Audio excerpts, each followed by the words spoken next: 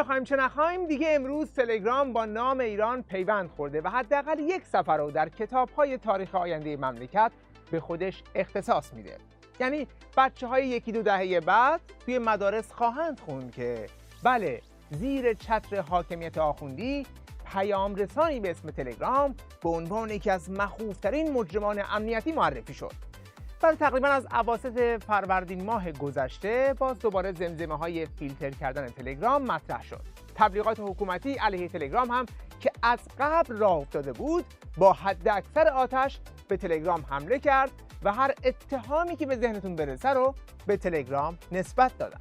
مزخرفترین شبکه اجتماعی هم از نظر من تلگرام. اولا که مال همین صهیونیستاست. رئیس تلگرام سفرهای متناوب و پشت سر هم به اسرائیل داره.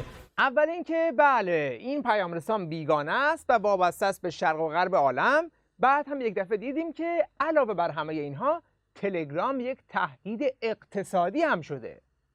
تهدید اقتصادی هست برای ما، قابل پیگیری نیست، میتونه یک بستر خیلی مناسب برای فعالیت‌های تروریستا باشه و انتقال مالی اونها، میتونه به ابزار پولشویی باشه. از کجا ما باید تهدید بیشتری احساس بکنیم؟ اینکه این نرم افزار یعنی تلگرام پیام رسان از سیستم اوپن ای پی آی داره سمت سیستم های بسته حرکت میکنه و داره همه چیز رو داخل خودش میاره. نگاه کنید، یک مستند، یک اکوسیستم مالی. بله دقیقاً. ببینید وقتی میگه که من میخوام پلتفرم صرافی بشم، این خیلی خطرناکه است. این که شما از این حرفا متوجه نمیشی که کجای تلگرام خطر اقتصادی داره اصلا مهم نیست. اتفاقا طبیعی هم هست. مهم اینجا فقط اینه که شما از این کلمات اوپن ای پی آی و اکوسیستم مالی و پلتفرم صرافی بگیری که تلگرام خطرناکه. آره دیگه، خطرناکه، چون ما داریم میگیم خطرناکه، حرفم نباشه. بعد تو پله بعد گفتن که اصلا هر چی که خلاف توی کشور داره صورت میگیره زیر سر تلگرامه. در کل شبکه‌ها و پیام رسان‌ها صرفاً 48% صرفاً مربوط به تلگرام هست. یعنی از همه جرایمی که اتفاق میفته 48% نزدیک به 50% فقط مربوط به یک پیام رسان تلگرام هست. یعنی تلگرام نگو بلا بگو. یه جوری میگه که 50% جرایم توی تلگرام اتفاق میفته که انگار اگر تلگرام نبود کسی 3000 میلیارد تومان اختلاس نمیکرد. آقای بزو و اینا هم اختلاسشون همه از طریق تلگرام بود. دکل هم با تلگرام دزدیدن. واردات قاچاق هم داره با تلگرام انجام میشه. بگذاریم. به هر حال این وسط یه خوشخبری هم برای مقام عظما رسید که توی روسیه هم تلگرام رو فیلتر کردن. صدا و سیما هم سریع گزارش داد که بله اونجا هم همه راضی و خوشحالن. بسته شدن تلگرام تصمیم درستیه، چون خیلی ها رو به خودش معتاد کرده بود. من قبلا از تلگرام استفاده میکردم اما بعدم ولش کردم. من سعی میکنم با دوستانم و نزدیکانم به صورت رو در رو ارتباط برقرار کنم. استفاده از تلگرام نمیتونست احساس گفتگوی زنده رو به من القا کنه. حالا همه این فضاسازی ها برای فیلتر کردن تلگرام در حالی صورت می گرفت که روحانی در تمام یک سال گذشته به عنوان یکی از اصلی ترین وعده های انتخاباتیش شعار فیلتر نکردن شبکه‌های اجتماعی رو سر میداد. در طول 4 سال خواستم شبکه‌ها را فیلتر کنند. می‌خواهند ما را در یک رسانه‌ای که خودشان ساختن منحصر کنند. ما میتونیم بگیم تمام شبکه‌های اجتماعی رو روزانه و ساعتی فیلتر میکنیم. حل میشه واقعا؟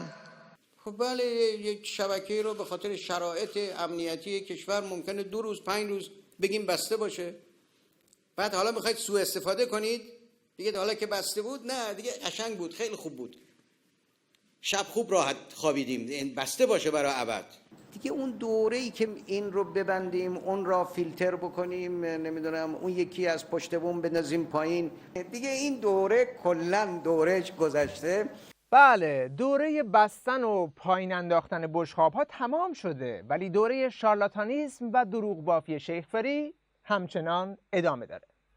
از یه طرف این حرفا رو میزد، از اون طرف بخشنامه میداد از طرف حراست کل کشور توی مدارس و شرکت ها که همه باید از تلگرام خارج بشن و به پیام رسان داخلی برن. از یه طرف ادعا میکرد که دستش روی دکمه فیلترینگ نمیره، ما دنبال فیلتر کردن شبکه‌های اجتماعی نخواهیم بود. اینجا وزیر ماست، به مردم قول میده دستش روی دکمه فیلترینگ نخواهد رفت. ولی از اون طرف معلوم شد که این قول وزیر روحانی مثل سایر وعده‌های شیخ فری به اندازه یک بستنی آب شده هم دوام نداشت و همین وزیر موافقت خودش رو با فیلترینگ تلگرام اعلام کرد و در آستانه روز جهانی کارگر با یک حکم قضایی تلگرام فیلتر شد. با دستور قضایی بازپرس شعبه دوم دادسرای فرهنگ و رسانه تهران، وبسایت و اپلیکیشن تلگرام از امروز فیلتر میشه و همه ارائه دهندگان خدمات دسترسی به اینترنت مکلفند مسدودسازی رو اعمال کنند. بله، با حکمی که توش همه جرم‌های ممکن رو به تلگرام نسبت داده بود، بالاخره تلگرام فیلتر شد. اخلال در وحدت ملی، تحریک مردم به شورش و آشوب، جمع‌آوری اطلاعات مردم، اهانت به مقدسات، لطمه به آسایش عمومی، قاچاق کالا و ارز و مواد مخدر. حالا اینکه با تلگرام چطور میشه جنس وارد کرد یا مواد مخدر جابجا کرد رو دیگه باید احتمالاً برادران قاچاقچی سپاه توضیح بدن. اقدام علیه امنیت کشور، حد که حیثیت اشخاص و تبلیغ علیه جمهوری اسلامی. یعنی همه این کارها رو خود تلگرام انجام میداد یا همین 40 میلیون کاربری که توی ایران عضوش هستند اینا رو انجام میدادند؟ چون تلگرام که فقط یک پیام رسانه. اگر محتوای پیام‌های ملت این هاست، خب توی تلگرام نشد، میان همینا رو تو خیابون میگن. وانگهی مگه اول فروردین ولی فقیه نگفته بود که توی این کشور آزادی بیان هست؟ امروز در کشور ما آزادی فکر هست، آزادی بیان هست، آزادی انتخاب هست. هیچ کس به خاطر اینکه فکرش و نظرش مخالف نظر حکومت هست مورد فشار و تهدید و تعقیب قرار نمیگیره. بله، آزادی بیان هست، شما میتونی نظر مخالف حکومت داشته باشی به شرط اینکه نظرت رو برای خودت نگه داری. چون اگر بخوای برای ابراز نظرت با فیلتر شکن این دستور فیلترینگ تلگرام رو نقض کنی، دیگه تعقیب کیفری میشی. مسدودسازی باید به نحوی اجرا شود که محتوای تلگرام با هیچ نرم افزاری اعم از فیلتر شکن و نظایر آن در کشور قابل دسترس نباشد. تخلف از اجرای این دستور مستوجب تعقیب کیفری خواهد بود. البته اینجا دقیق مشخص نکرده که این تعقیب کیفری مال اوناییه که الان با فیلتر شکن اومدن توی تلگرام یا اون خدمات دهنده هایی که نتونستن جلوی ملت رو بگیرن. چون اگر اولی باشه که در لحظه با دادن این حکم 15-20 میلیون نفر رو ناقض قانون کردید. دفعه قبل که فیلتر کردن، آمار استفاده کنندگان از فیلتر شکن فقط توی یه روز کشید به بالای 13-14 میلیون نفر. فقط یک فیلتر شکن. اگر هم مقصود شرکت‌های خدمات دهنده است که باید یه کاری کنن که با فیلتر شکن هم نشه به تلگرام رسید، این آخه دیگه به لحاظ فنی از دایره عقل خارج امکان پذیر نیست چنین چیزی. نتیجه میگیریم که تنها کسی که باید تعقیب کیفری بشه همون قاضی بی سوادیه که این حکم رو داده. با این حال مردم این حماقت رو در فضای مجازی دست گرفتند و وصیت‌نامه تلگرام رو منتشر کردند. میخوام وصیت‌نامه تلگرام رو بخونم براتون. اون که امنیت ملی رو به خطرم داخت من بودم. اون که در روزای سرد دیما مردم رو تو شهرهای ایران به خیابون کشون من بودم.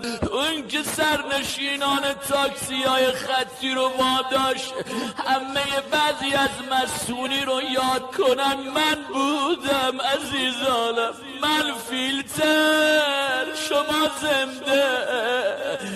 اگه من نباشم امنیت ملی حفظ میشه.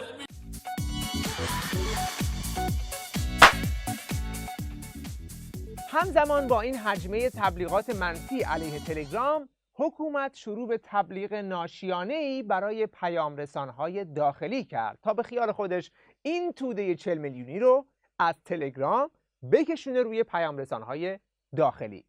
یکی از این حربه ها این بود که پیام رسان داخلی ارزونتر یا حتی مجانیه. چیزی حدود 394 میلیون تومان روزانه. بله. داریم هزینه این میکنیم که بنده به شما پیام بفرستم، شما بنده به من پیام بفرستین. خب چرا این اتفاق میفته؟ به خاطر اینکه میره خارج از کشور دوباره برمیگرده. بله، اینم یه خارج از کشور. اگر این بیاد رو پیام‌های داخلی بله، هزینه مردم هم کم میشه. بله، بعضی از پیام رسان‌ها الان هزینه مردم هم کم میشه. بله قطعاً، چون بعضی پیام طبق حالا تسهیلاتی که دولت داده تا 1/3 ترافیک داخلی و کمتر این هزینه، حالا بعضیا صفر هستن در حقیقت هزینه اینترنت. بعضی که اینترنت مجانی. والا اون آب و برق مجانی که امامتون وعده داده بود الان توی قبض‌های آب و برقی که ماه به ماه میاد واقعا مستتره و مردم دارن ازش لذت میبرن. اون وعده های روحانی سر انگشت روی دکمه فیلتر نرفتن رو هم که دیدیم. الان آقایون دارن جفت‌بام میکوبن روی دکمهش. بعد یارانه رو قطع کردی، سوخت رو گرون کردی، برای جاده چالوس و خروج از کشور عوارض گذاشتی، حالا اومدی میخوای در ازای اینترنت مجانی تو اطلاعات شخصی مردم جاسوسی کنی؟ آقا ما نخواستیم. حالا چون خودشون هم میدونن که هیچ کس به امنیت پیام رسان داخلی اعتماد نداره، مثلا اومدن این اعتماد رو ایجاد کنن اینجوری. چون این پیام رسان‌ها خارجی هستش دیگه قطعاً سوء استفاده ها میشه. دقیقاً مثل این میمونه که ما اجنبی و بیگانه رو به مرزهای خودمون راه دادیم، به حریم شخصیمون ورود کردن. وقتی ما میریم سفر کلید دست آشنا میدیم تو خونه سر بزنه به حساب گلار آب بده، ولی پیام رسان متاسفانه اونجوری نیست، دست اجنبیه. اعتماد به فناوری ایرانی ارتقاء اون رو به بار میاره و کلید اسرارمون هم تو سرورهای دنیا دست به دست نمیشه. یعنی بیننده عزیز شما متوجه شدی چی شد؟ چون تلگرام پیام رسان خارجیه، اطلاعات شما داره میره خارج کشور. اصلا شما نمیدونید تو کدوم سرور داره میره. ولی اگر بیاید تو پیام رسان داخلی، همه اطلاعاتتون یه راست میره دست نهادهای امنیتی داخلی. منطقیه دیگه ها؟ با این حال اگر کسی هنوز هم به پیام رسان داخلی اعتماد نکرده، دیگه ختم کلام حرف مقام عظماست. رهبر معظم انقلاب هم دیروز در دیدار با مسئولان و مدیران نظام تعرض به امنیت و حریم مردم در پیام رسان‌های داخلی رو حرام شرعی عنوان کردند. بله، همونطوری که این محقرالله گفته بود که توی کشور با هیچ مخالفی کاری ندارن، الان هم جاسوسی از مردم رو حرام اعلام کرده و کلاً وزارت اطلاعات و اطلاعات سپاه و قوه قضاییه رو از کار بیکار کرد. الان میبینیم دیگه همه ماموران اطلاعات توی خیابون دارن مسافرکشی میکنن. بعد برای اینکه ملت رو هل بدن به سمت پیام رسان‌های داخلی، همه مقامات نظام و ارگان‌ها و رسانه‌های دولتی با بخشنامه حکومتی کوچ کردن به پیام رسان‌های داخلی. ما شاهد کاهش 10% پهنای باند مصرفی کشور در تلگرام هستیم که این موفقیت بسیار بزرگی است برای فقط یک تصمیم نچندان بزرگ که اون هم خروج دستگاه‌های دولتی بوده و شاهد این هستیم که تولید مطلب در تلگرام حدود 17% کاهش پیدا کرده. بله، پس معلوم شد که تا الان فقط 17% مطالب تلگرام مطالب حکومتی بوده که الحمدلله با خارج شدن تمام ارگان‌های حکومتی ملت از شر همه بنگاه‌های دروغ پراکنی مثل فارس و سپاه و کانال خامنه‌ای و روحانی و غیره خلاص شدن و پهنای باند تلگرام تماما موند برای مردم. در این رابطه واکنش کاربران تلگرام هم جالب بود که از جمله گفته بودند تو کانال مسئولان نوشته ما را از پیام رسان سروش دنبال کنید. بعد از تلگرام تنها جایی که من شما را دنبال میکنم تو خیابونه، اونم با چوب بیسبال. اما در مورد میزان اقبال مردم از پیام رسان داخلی فقط کافیه به کانال تلگرام علم الهدی اشاره کنیم که بعد از چند روز که کارش رو توی تلگرام متوقف کرده بود و به پیام رسان داخلی کوچ کرده بود، اونجا از تنهایی دق کرد و با گذاشتن این پست به غلط کردم افتاد و گفت به خاطر عدم اقبال مخاطبان به پیام رسان‌های داخلی تاکنون فعلا همزمان در تلگرام نیز فعالیت خود را ادامه می‌دهیم. البته بعداً ظاهراً گوشش رو کشیدن و این پست رو برداشت و گفت اصلا این نظر علم‌الهدی نبود و فقط ادمینش این رو گذاشته و این حرفا.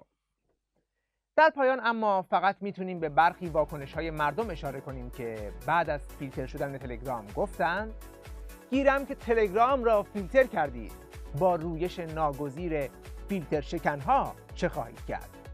و یا اینکه اگر در گذر سالهای اخیر ممنوع بودن شلوار جین، موی بلند، موزیک، ویدیو، ماهواره، یوتیوب و ده‌ها چیز دیگه تا الان جواب داده، فیلتر کردن تلگرام هم جواب میده.